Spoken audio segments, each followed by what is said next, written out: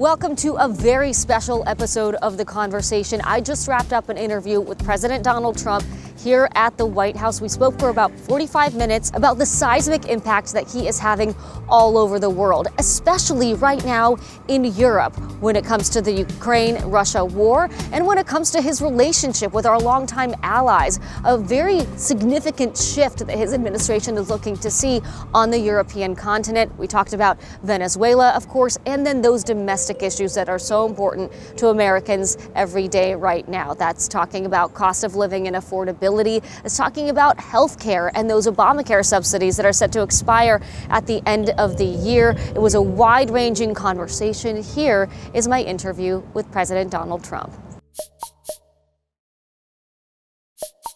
Mr. President, thank you so much for joining the conversation. Thank you.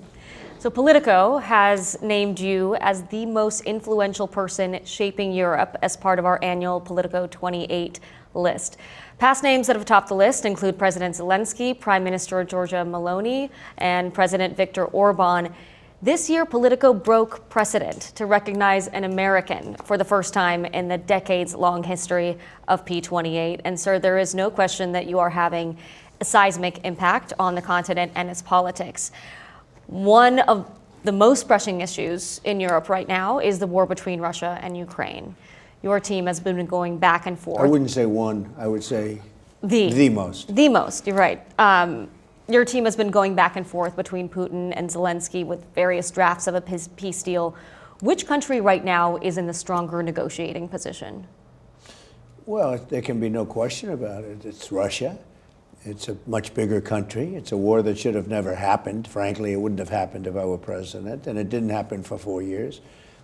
I watched that taking place, and I said, wow, they're going to cause some problems here. And it started, and it could have evolved into World War III, frankly. I think it's probably not going to be happening now. I think if I weren't president, you could have had World War III. I think you would have had a much bigger problem than you have right now. But right now, it's a big problem. It's a big problem for Europe, and they're not handling it well. Last night, you said that you weren't sure if President Zelensky was fine with the most recent proposal, that he isn't ready.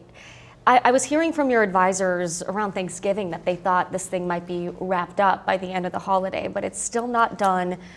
Is Zelensky responsible for the stalled progress, or what's going on there? Well, he's got to read the proposal. He hasn't read it yet. The most recent draft. That's as of yesterday. And maybe he's read it over the night. It would be nice if he would read it. You know, a lot of people are dying, so it would be really good if he'd read it. His people loved the proposal. They really liked it. His lieutenants, his top people, they liked it. But they said he hasn't read it yet. I think he should find time to read it. Is it time for Ukraine to hold an election, do you think? Yeah, I think so.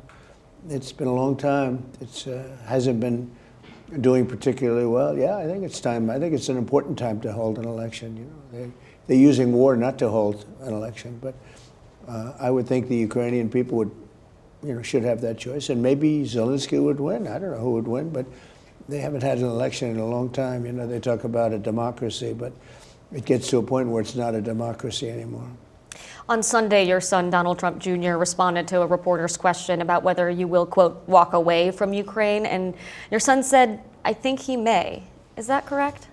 No, it's not correct, but it's not exactly wrong. We have to, they have to play ball if they don't read agreements, potential agreements. It's not easy with Russia because Russia has the upper hand, and they always did. They're much bigger, they're much stronger in that sense. I give Ukraine I give the people of Ukraine and the military of Ukraine tremendous credit for the bravery and for the fighting and all of that. But at some point, size will win generally, and this is a massive size. You take a look at the numbers. I mean, the numbers are just crazy. This is not a war that should have happened. This is a war that would have never happened if I were president. It's so sad. Millions of people are dead, many, many soldiers. Last month they lost 27,000 soldiers and some people from missiles being launched into Kiev and other places. But what a sad thing for humanity. This doesn't affect us. Our country is no longer paying any money. It was just Biden gave him $350 billion so stupidly. And, you know, if he wouldn't have given it, maybe something else would have happened. But Putin had no respect for Biden, and he had no respect for Zelensky. Didn't like Zelensky. They really hate each other. And part of the problem is they hate each other really a lot, you know? And it's very hard for them to try and make a deal. It's harder than most. I settled 8 wars, and this, I would have said, this is the 9th. This would have been the easiest one I would have said, or one of the easier ones. I mean, I settled one that was going on for 36 years. I settled Pakistan and India. I settled so many wars. I'm very proud of it. And I do it pretty routinely, pretty easily. It's not hard for me to do. It's what I do. I make deals. This one is tough. One of the reasons is the level of hatred between Putin and Zelensky is tremendous. And you're right, you're not spending money, but you sort of are spending your time and your energy on this. I want to stop saving, you know, I want to stop seeing people killed. If this deal, if Zelensky rejects this deal, like, is there a timeline? Is there a point at which you say, okay? Well, he's going to have to get on the ball and start accepting things. You know, when you're losing, because you're losing. Do you think Ukraine has lost this war? Well, they've lost territory. Long before I got here, they lost a whole strip of seafront, big seafront. I mean, you look at the maps. I've been here for 10 months, but you go back 10 months and take a look. They lost that whole strip. It's now a bigger strip. It's a wider strip, but they lost a lot of land, and it's very good land, too, that they lost. You certainly wouldn't say it's a victory. I could show you a chart. It's a lot of land I lost. It's a lot of land. I think think of it. If our election wasn't rigged, it was a rigged election now, everyone knows. It's going to come out over the next couple of months too, loud and clear, because we have all the information there. But if the election wasn't rigged and stolen, you wouldn't even be talking about Ukraine right now. The resounding consensus in Europe right now is that they want to keep supporting Ukraine until they can win this war. Until they drop, yeah. Well, is that realistic in your view? I mean, look, then they should support it. Europe is, I'm friendly with all of them. I mean, I like all of them. I have no real enemy. I've had a couple that I didn't like over the years. I actually like the current crew. I like them a lot. But and I know them very well. I know them really well. Some are friends, some are okay. I know the good leaders, I know the bad leaders, I know the smart ones, I know the stupid ones. You got some real stupid ones too. But they're not doing a good job. Europe is not doing a good job in many ways. They're not doing a good job. I want to ask you about that. They talk too much, and they're not producing. We're talking about Ukraine. They talk, but they don't produce. And the war just keeps going on and on. I mean, 4 years now it's been going on, long before I got here. This is not my war. This is Joe Biden's war, and in terms of America. It's a very sad thing. And the only reason I really care about it is because I hate to see young, beautiful people being killed. That's largely why I got involved. I mean, if you look at the Congo and Rwanda, that's been going on. 14 million people at least killed. Nobody has any idea how many, but killed. Machetes, a lot of machete killings, vicious. But if you look at the wars, and some of the wars that really were going to be millions and millions of people. The Prime Minister of Pakistan said, I saved millions of people by getting involved with stopping India and Pakistan from fighting. I do want to go back to Europe for a moment, though, because you said they're not doing a lot of things right in your view. And just they can't be doing right, because look what's happened. Well, your administration just released a new national security strategy that sent shockwaves throughout Europe. The strategy says a key pillar of American foreign policy should be, quote, cultivating resistance to Europe's current trajectory within European nations. How much should European leaders prepare for your administration to push to reshape the continent's politics? Well, Europe is a different place. What do you mean by that? And if it keeps going the way it's going, Europe will not be, in my opinion, many of those countries will not be viable countries any longer. Their immigration policy is a disaster. What they're doing with immigration is a disaster. We had a disaster coming, but I was able to stop it. You know, we have no people coming through our borders now. 0, 7 months. I mean, who would believe 0? We went from millions of people In some cases, millions of people a month, but millions of people to no people. That's not what Europe looks like. The opposite, yeah. I know Europe, they're coming in from all parts of the world, not just the Middle East. They're coming in from the Congo, tremendous numbers of people coming from the Congo. And even worse, they're coming from prisons of the Congo and many other countries. And for some reason, they want to be politically correct, which actually I think is the opposite of politically correct. But they want to be politically correct, and they don't want to send them back to where they came from. And Europe is, if you take a look at Paris, it's a much different place. I loved Paris. It's a much different place than it was. If you take a look at London, you have a mayor named Khan. He's a horrible mayor. He's an incompetent mayor, but he's a horrible, vicious, disgusting mayor. I think he's done a terrible job. London's a different place. I love London. I love London. And I hate to see it happen. You know, my roots are in Europe, as you know. Right. And I hate to see that happen. This is one of the great places in the world, and they're allowing people just to come in and unchecked, unvetted. So how involved are you going to get? I mean, could we see you getting involved in European I want elections, to run the for United example? States. I don't want to run Europe. I'm involved in Europe very much. Might you endorse NATO candidates? calls me daddy. I mean, I have a lot to say about it. Look, I raised, you know, the GDP from 2% to 5%. The 2% they weren't paying and the 5% they are paying. And they're paying it because when we send things over, NATO pays for it, and I assume they give it to Ukraine. But Europe is being destroyed. Would you consider getting involved in some of those elections to put in leaders that you think are better suited? Well, I've endorsed people, but I've endorsed people that a lot of Europeans don't like. I've endorsed Viktor Orban. I endorsed, go back to South America, Latin America, South America, Milei, Argentina. He was losing in the election, and I endorsed him, and he won in a landslide. Yeah, with Viktor Orban, beyond endorsing, he recently said that you promised him access to U.S.-backed financial shield worth up to $20 billion. Is that right? No, I didn't promise him, but he certainly asked for it. But would you consider giving that to him? I just think he's doing a very good job in a different sense on immigration. His country's landlocked. You know, he's got a different kind of a country. He doesn't have the sea, so he can't have ships coming in with energy. He's got a big pipe coming in from Russia. They've had it for a long time. It's a different situation he's got. So would you consider some financial assistance there? He's really gotten right is the immigration, because he allows nobody in his country. And Poland has done a very good job in that respect too.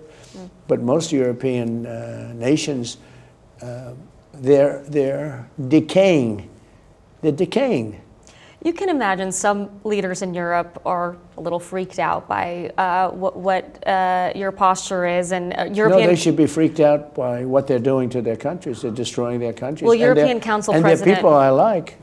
Look, they're people I like. I get along with them. You know that. But they can't let this happen. And it gets to a point where you can't really correct it. There'll be a point, and it's very close to that point. And what will that mean? It will mean that they're no longer going to be strong nations.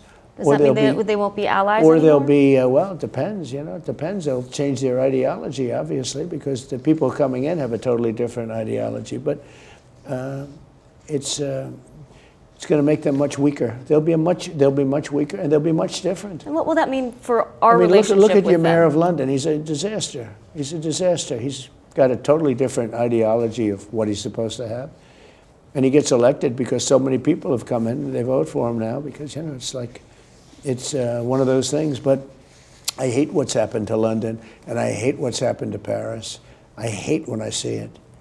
You know, sir, it's sometimes hard to tell when you say these things. Do you intend to send kind of a message of tough love to our allies to push them to make reforms? Or do you think that many of them are just weak and you don't really want to be allies with them?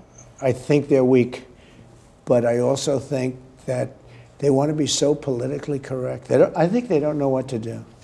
Europe doesn't know what to do. They don't know what to do on trade either. I mean, I look at a lot of the trade, you know, situation that's going on over there. It's a little bit dangerous, but Europe, they want to be politically correct, and it makes them weak. That's what makes them weak. It sounds like you want to see some pretty massive changes. Well, I think they should get the people out that came into the country illegally. I want to ask about NATO. NATO. If you take a look at Sweden, So Sweden was known as the safest country in Europe, one of the safest countries in the world. Now it's known as a very unsafe, well, pretty unsafe country. It's not even believable. It's a whole different country, Sweden. Well, and Sweden most recently joined NATO. One of the things that the National Security Strategy says is that the U.S. should work toward ending the perception and preventing the reality of NATO as a perpetually expanding alliance. Are there countries in NATO that you think shouldn't be in the alliance? Well, Sweden, there for are example? countries that are difficult for NATO. Not that they shouldn't be. I think it's good to have them. Turkey's an example. Erdogan, he's a friend of mine. Whenever they have a problem with Erdogan, they ask me to call because they can't speak to him. He's a tough cookie. I actually like him a lot. I think actually, look, he's built a strong country, strong military, but they have a hard time dealing with him, and they ask me to call him. And I do call him, and I always work it out with him. He and I work it out really quickly.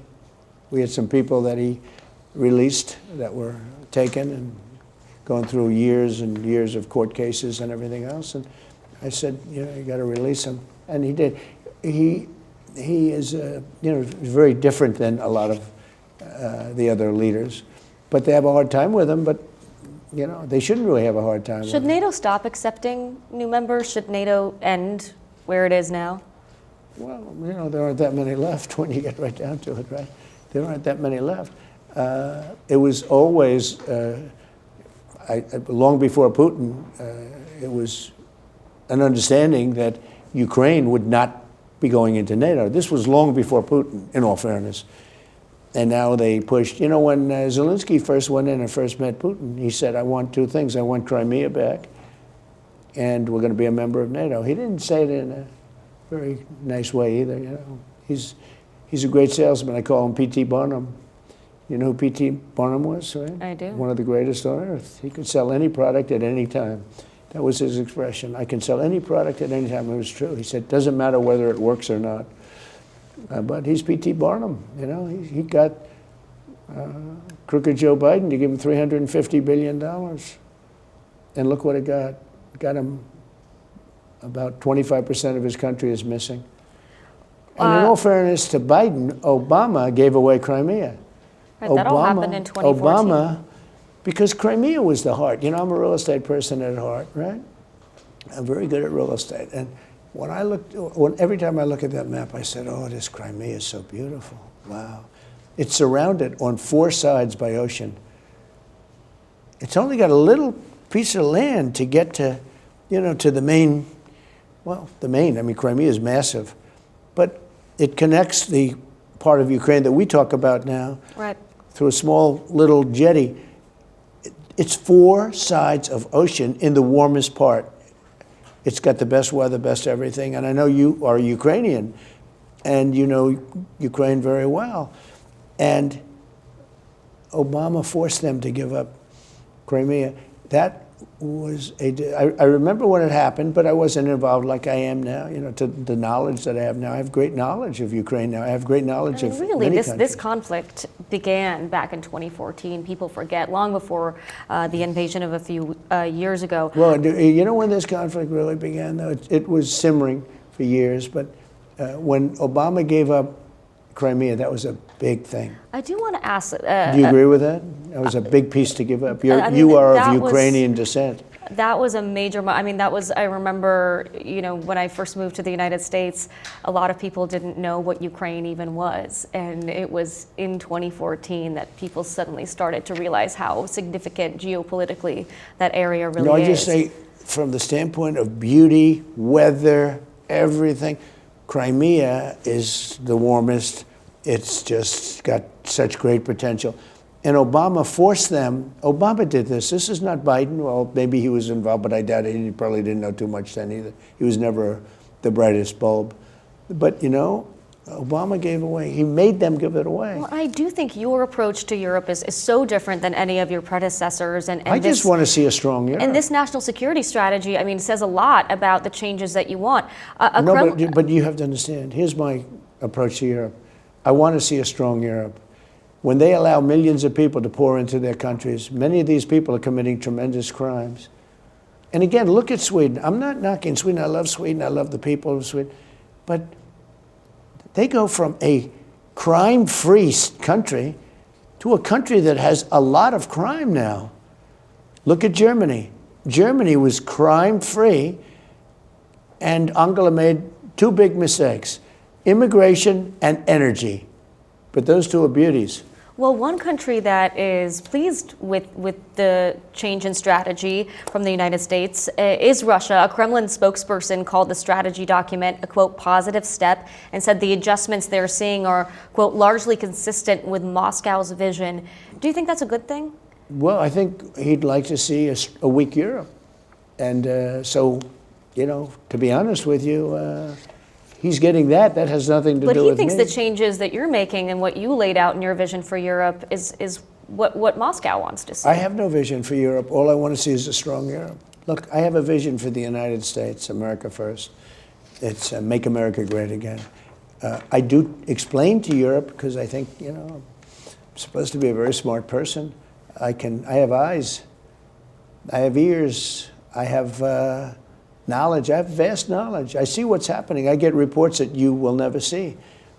And I think it's horrible what's happening to Europe. I think it's endangering Europe as we know it. Europe could be a whole different place. Your impact... And I think the European people should do something about it. Your impact does stretch far beyond Europe. I want to talk about another area where you're making your mark, which is in Venezuela.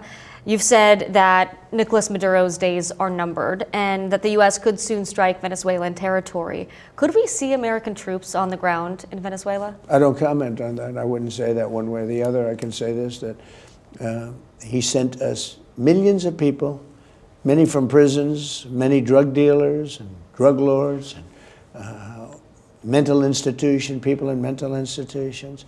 He sent them into our country where we had a very stupid president. You know that. Biden's a low IQ person, especially nowadays. I mean, he was low IQ 30 years ago, but he was especially low IQ now. And what he did to our country is not good. Tren de Aragua, the gangs, one of the meanest gangs in the world. You've locked down the border now. No, he sent a lot of these people. He also sends in a lot of drugs. So we'll see how it all works out. So but I can't talk about strategy. So how far would you go to take Maduro out of office? I don't want to say that, But you want to see him out? His days are numbered. Can you rule out an American ground invasion? I don't want to rule in or out. I don't talk about it. Why would I talk to you, an extremely unfriendly publication, if you want to call it Politico, that got $8 million from Obama to keep it afloat? Why would I do that? Why would I talk about that to Politico? I mean, I'm doing this because you picked me as a man for Europe, I'm I thought it was for transparency for their American people, because a lot of folks are, well, people are wondering I am what the is... most transparent politician maybe in the world. A lot of folks are wondering what our goals are in Sure, Venezuela. but I don't want to talk to you about military strategy. Well, may I ask then, what is your goal in Venezuela? What do you want to see with the actions that you're taking? Well, one goal is I want the people of Venezuela to be treated well. I want the people of Venezuela, many of whom live in the United States, to be respected. I mean, they were tremendous to me. They voted for me 94% or something. I mean, it's incredible. I own a big project, Doral. It's a great place, Doral Country Club. Yeah, mm-hmm. And it's a very large place, beautiful place, right in the middle of. They call it Little Venezuela, and I got to know the Venezuelan people very well because of that. I've owned it for a long time, and they're unbelievable people. The area is such a successful area. Everybody is successful. It's amazing. They say if a house is for sale for more than 3 days, there's something wrong. I mean, a house. If somebody wants to sell their house, they sell it in just a matter of moments. People love the area, and I got to know the people well. They're incredible people. And they were treated horribly by Maduro. And are those the kind of immigrants that you do want to see in America? Well, they certainly contribute. Yeah, I want to see people. Yeah, I want to see people that contribute. I don't want to see Somalia. I don't want to see a woman that marries her brother to get in and then becomes a congressman, does nothing but complain. All she does is complain, complain, complain, and yet her country's a mess. It's one of the worst in the world. Let her go back, fix up her own country. Somalia, yeah, and I was right about it. I started complaining about Somalia long before the scandal. The horrible the horrible things they're doing to Minnesota, it's incredible. They have an incompetent governor there, too. The Democrats are running some bad ships. Speaking of ships, I do want to talk about the boat strikes. The defense secretary, should he testify, Pete Hegseth, under oath before Congress about that controversial second strike on the alleged drug boat on I don't care if he does. 2nd? He can if he wants. I don't care. Do you think he should? I don't care. I would say do it if you want, Pete. He's you- doing a great job. Have you watched the We're video? stopping. I watched everything, yeah. I watch everything. I see a lot of things. And do you believe that It's that not second pretty, strike but- was but- necessary? Well, it looked like they were trying to turn back over the boat, but I don't get involved in that. That's up to them. The admiral that did that is a highly respected, as you know, a highly respected man. And we save 25,000 people every time we knock out a boat. On average, they kill 25,000 Americans. So, you know, I don't like doing that, but the drugs coming in through the sea are they're down by 92%. And I'm trying to figure out the 8%. Who are they? Nobody wants to drive boats to America loaded up with drugs anymore. Well, I do want to ask And we're going to because hit them on land very soon, too. almost all the illicit fentanyl in the United States is actually produced in Mexico using precursor chemicals from China, according to the DEA. And Venezuela isn't a significant source or transit country for fentanyl. It barely appears on the DEA's trafficking assessments. Well, they do send lots of drugs. Those boats come in largely from Venezuela, so I would say that's a significant. And you can see the drugs. You can see these bags all over the boat. I mean, just bags So and if it's bags about and drugs, bags. would you consider? But let me tell you what they do. They send really, really bad people into our country, and they've done it better than anybody else. They emptied their prisons into our country, and these prisons are seriously tough. They entered, all of their prisons have been emptied into the United States of America. Murderers, 11,888 So is murderers. this about making sure Oh, wait a Maduro minute. sees justice then? 11,888 murderers were entered into our country. And Stupid Joe took all those people, and now we're getting them out. We're finding them. We found a lot of them, and we're getting them out, or we're putting them in jail. Some are so dangerous and so bad that we don't want to put them back to their country because they'll find a way to get back in. But these are stone-cold murderers. But every time we knock out a boat, we save 25,000 American lives. So would you consider doing something similar with Mexico and Colombia that are even more responsible for fentanyl trafficking into the U.S.? Sure, I would. You pardoned former Honduran President Juan Orlando Hernandez and let him out of prison, even though he was convicted in a massive international drug trafficking scheme. How is that zero tolerance on drug trafficking? Well, I don't know him, and I know very little about him, other than people said it was like a Obama-Biden type setup where he was set up. He was the president of the country. The country deals in drugs like probably you could say that about every country. And because he was the president, they gave him like 45 years in prison. And there are many people fighting for Honduras, very good people that I know, and they think he was treated horribly, and they asked me to do it, and I said, I'll do it. Do you think that could send the wrong message to No, drug I don't dealers? think so. Look, I think, when you weaponize government, they've weaponized their government just like they did over here. I'm one of the people that survived, but they weaponized the government. We had the most weaponized government. Our election was rigged. They went after me. I was impeached twice. I was indicted. They indicted me. I came out good. Here we are in the White House. Things are looking nice, but they were vicious, and they are vicious. They're sick people.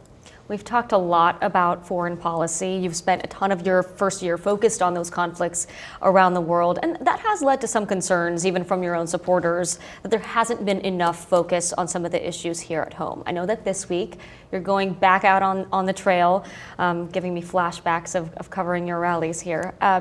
You're hitting the road to talk about the economy. I wonder, sir, what grade would you give your economy right now? Before I answer that, let me just tell you something. I've watched stupid people like Marjorie Taylor Greene, or some people call her Taylor Greene, some people call her Taylor Brown, because green sometimes turns to brown, which isn't nice. But I've watched her say that he spends too much time on foreign. Well, by doing that, and first of all, it doesn't take a lot of time. I made one trip. I brought back trillions of dollars on that one trip. I stopped in Japan. I stopped in South Korea. I met with President Xi and ended You went what to could the have been a Middle big East. I was on problem. that trip with you. Went to the Middle East. I brought back $3 trillion from the Middle East. I sold many Boeing airplanes on that trip, like 300. When I go on a trip, I only have one place in mind. It's the United States. So when people with low IQs like Marjorie Taylor Greene, she's a low IQ person. When she says it's too, but she was a loyal person until I wasn't able to answer her phone calls because I'm just too busy to answer people's phone calls. You can't call me 3 times a day. And it's just, not appropriate when I have, over 200 congressmen, 53 senators, 212 countries, all of these people are calling, and a family. Actually, the family suffers. It's harder for me to call back the family. But when you think of what I've done, remember rare earth and the problem with magnets and all of these things that was going to shut down the whole world. I worked it out with President Xi. We have a good relationship. I worked it out with President Xi. So Very favorable to the United States. does come back to the economy here in the U.S., right? You made a statement, though, that I devote too much time to outside of the United States. I've made a fortune for the United States by focusing on things outside. To be clear, that's not my statement. That's just what some of your supporters and some others have said. Well, then, I can't imagine their supporters because I've made a fortune and spent very little time. All of my time is spent here. Most of my time is spent here. But when I do go outside, it's only going outside for here. For instance, settling and solving the problem with China, that has a huge effect in the United States. Making deals with Japan, South Korea, Indonesia, all of these countries, you're talking about trillions and trillions of dollars. So I guess I could say, let's not deal with anybody. We wouldn't have much of a country. Well, we wouldn't have much of an economy. We make a lot of money with these countries. Now, in the past, these countries all ripped us off. If you go back during Biden, if you go back during Obama, they were ripping us off like no country's ever been ripped off. That's why we owe $38 trillion. I mean, we owe it for a reason. But just remember, when we had a problem with China very recently, I was able to work that out. You don't work that out by not talking to people, by not answering with the magnets, with the rare earth. It was a big problem. And you're looking to have an impact here back home. Well, no, impact. We would have been shut down. China would have been shut down. The whole world would have been shut down. So wait a minute. So some people would say, don't focus on anything outside of our border. I like that too. But I've made trillions and trillions of dollars and solved problems and solved wars. Do you know most of the wars that I solved were solved sitting behind the Oval Office desk on a telephone? I think those are worthy phone calls. Even if they didn't impact us to save millions of lives from another country, and if I can do that easily because I have an ability, are pretty good. But I do want to talk about the economy, sir, here at home, and I wonder what grade you would give your economy. A+. Yeah, A++++++. Well, it's interesting because I talked to a supporter of yours. Her name is Melanie from Westmoreland County, PA, and she loves you. She gave you overall an A++ grade. But here's what she said about the economy. She said, quote, groceries, utility, insurance, and the basic cost of running small business keep rising faster than wages. She also says that not enough is being done. Mr. President, this is one of your supporters. Okay, good. And I love her because you said I got an A+ on everything, I guess. I don't know. But she's still worried about the economy. But what you have to understand, the word affordability. I inherited a mess. I inherited a total mess. Prices were at an all-time high when I came in. Prices are coming down substantially. Look at energy. You and I discussed before the interview, energy. Energy has come down incredibly. When energy comes down, everything, because it's so much bigger than any other subject, but energy has come down incredibly. Prices are all coming down. It's been 10 months. It's amazing what we've done. If you think of gasoline a gallon, they had it at $4.50, almost $5. You go to some of the states, you had it at $6.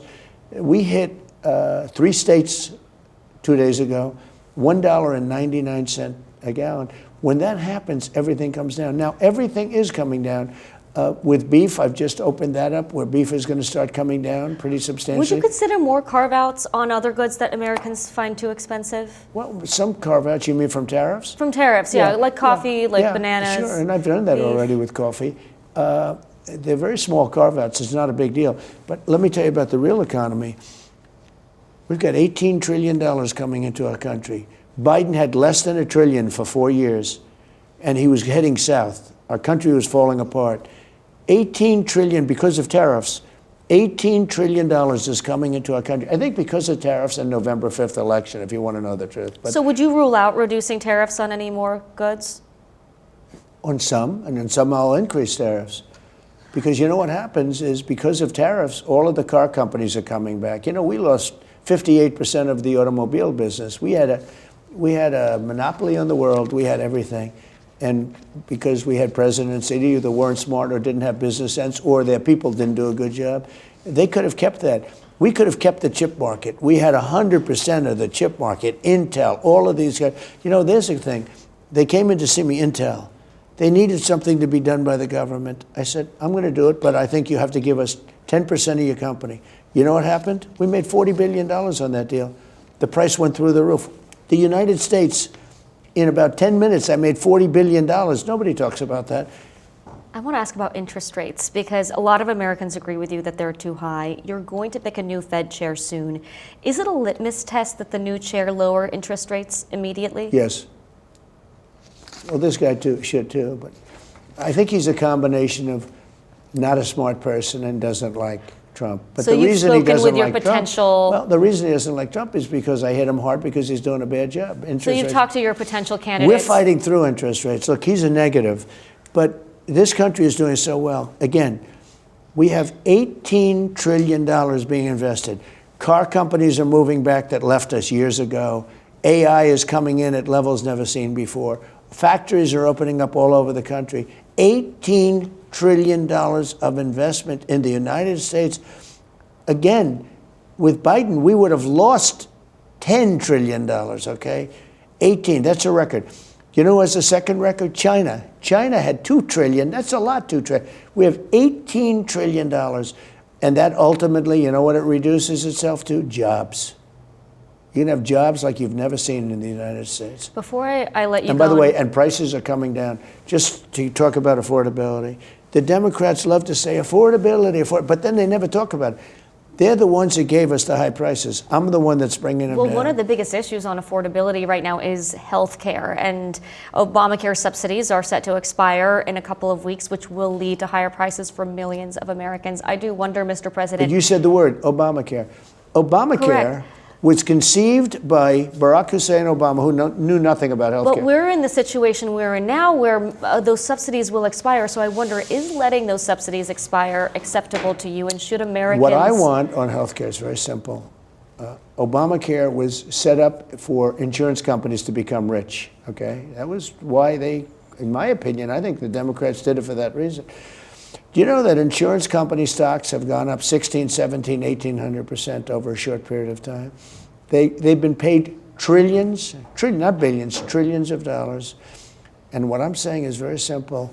I don't want to pay them anything. No money for the insurance companies. Sorry, fellas, I know them all. No money for the insurance companies. I want to pay the money directly to the people and let the people get their own health care. Hasn't put that but on you know the who's floor fighting yet? Me on that? The Democrats. But in the meantime, I mean, 2 weeks, Mr. President, people will see those premiums go up. So will you tell Congress to extend those Obamacare subsidies while you work out another deal? I don't know. I'm going to have to say, I'd like to get better health care. I'd like to have people buy their own health care, get much better health care. And what I want to do, very simple, I want to give the money to the people, not to the insurance companies. So right now people are buying their holiday presents. They're planning Look, don't be dramatic. No. Don't be dramatic. They're planning their budgets for next year, Mr. President. I know. And what I want to do is help them. So will their premiums go up? I'm giving them money. I want to give the money to the people to buy their own health care. That's a good thing, not a bad thing. The Democrats don't want to do that. They want the insurance companies to continue to make a fortune. The Democrats are owned by the insurance companies. They want the insurance companies to get this trillions of dollars. We spent trillions of dollars goes to the insurance companies. I want that money to go to the people and let the people go out and buy their own health care. It works like magic. But you know who doesn't want it? The Democrats, because they're corrupt people, because they're totally owned and bought by the insurance companies. So at this point, most likely premiums will go up and you will find another Well, plan? your premiums could go down if you did what I want to do. I want to give the money. Sir. Ready? I want to give the people better health insurance for less money. The people will get the money and they're going to buy the health insurance that they want. I want to talk about one last really important issue. You know that works really well, right? And you know the Democrats don't want to do it because they want the insurance companies to make all the money. Immigration, sir, critical to your agenda. I want to ask about what the Pope has said, which is he has called your immigration actions inhumane. Do you take that seriously from the Pope? I haven't seen that. Maybe he has. He also didn't like the wall. They didn't like the wall. The wall Do you turned plan out to to be meet or great. speak I with built him? a wall that stopped people from flooding. And I didn't put up the wall. I built the wall. The wall. Nobody talks about that. It's interesting. 2 years ago, a year ago, under Biden, this country was out of control. Millions of people pouring through, totally unchecked, totally unvetted. And now we have nobody coming in. We have them coming in only legally. They have to go through a legal process. Nobody ever talks about that anymore. They should talk about that. But I haven't heard any statements from the Pope. I'm sure he's a lovely man. His brother's a lovely man. Yeah, You know you've his spoken brother. to him. Well, you know his brother is Sirius MAGA, lives in Florida. So will you meet with the other brother, with the Pope? I already met with the brother. He But came with the Pope, will you meet with him or Sure, speak with him? Why not? One more question on immigration. The Supreme Court is going to hear a case that could redefine who is here legally in the United States. I'm talking about the birthright citizenship case. If the court sides with you and ends birthright citizenship, are you going to try to take away citizenship from people who already have it? I honestly haven't thought of that, but I will tell you this. The case is very interesting because that case was meant for the babies of slaves. And if you look at the dates on the case, it was exactly having to do with the Civil War. That case was not meant for some rich person coming from another country, putting a foot in our country, and all of a sudden their whole family becomes, United States citizens. That case is all about slaves, the babies of slaves. And it was a good reason for doing it. And that's all it was about. And people now are understanding it. It's been explained to them, and I think the court understands it too. That would be a devastating decision if we lose that case. That court, because our country cannot afford to house tens of millions of people that came in through birthright citizenship. When that happened, that was meant for the babies of slaves. And if you look at the exact dates that it was passed, it all had to do with the Civil War and the ending of the Civil War. It's that little period of time, and people now are starting to understand it. Do you want to see one of the justices on the Supreme Court retire so you can put in one more before the end of your term? Well, the Democrats want to flood the court. Clarence Thomas is 77, Samuel Alito is 75. Do you want one more on there? Well, I hope they stay because I think they're fantastic, okay? Both of those men are fantastic. Before I let you go, I want to ask. I will say this. The Democrats want to pack the court. They want to have 21 justices. That would be a terrible thing for this country. The future of the Republican Party. Look, I watched you on all of your campaigns pull together, especially in this last one, an unprecedented coalition to win the presidency. You brought in so many new voters to the Republican Party. You chipped away at some of the core bases of the Democratic Party. Is there anyone else in the GOP that can energize the coalition the way you did? I hope so. I don't know. You never know until they're tested. It's like you jump in the water, you can swim or you can't. Some people can swim and some people can't. You never know. You have to see. I think we have a very good bench, I must tell. We have a lot of good people. We have a great cabinet. I have a really great cabinet. Better than my first cabinet. I had some very good people in my first cabinet, but this cabinet, I have much more experience. When I first came to Washington, it was interesting. I didn't know anything about any of the people. I was a very successful guy from New York City, real estate, and other things. I had a great show and a lot of things, but basically real estate. And by the way, I'm fixing up the White House, making it beautiful. I'm doing a great ballroom that they've tried to do for 150 years and all of that stuff. But you never know your question's such an interesting question. You never really know until they get tested. I hope so. Mr. President, thank you so much for joining the conversation. Really appreciate your time. Thank you very much. Thank you. Appreciate it. Thank you, sir.